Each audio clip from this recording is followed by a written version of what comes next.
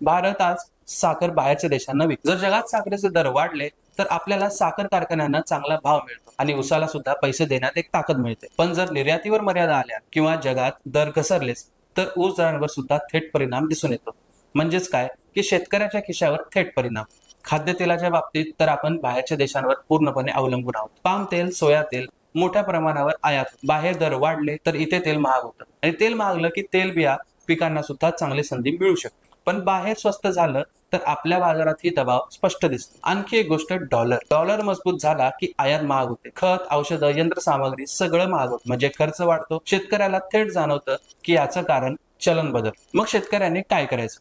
पहिली गोष्ट, फक्त पिकाकडे बघून चालणार नाही, बाजाराकडेही बघावं लागणार. मोबाईल आहे आपल्या हातात. बाजारभाव, निर्यात बातम्या, कोणत्या पिकाला जगात मागणी आहे हे थोडंफार समजून घेतलं तर निर्णय चांगला घेता येऊ शकतो. दुसरी गोष्ट, एकाच पिकावर पूर्णपणे अवलंबून राहणं आजच्या घडीला धोकादायक आहे. शक्य असेल तितकं विविध पिकं, पूरक व्यवसाय, थोडं मूल्यवर्धन याचा विचार सुद्धा करावा लागणार आहे. आजची शेती शेतापुरती मर्यादित नाही, ती गावातून जिल्ह्यातून राज्यात आणि राज्यातून थेट जगाशी जोडलेली आहे.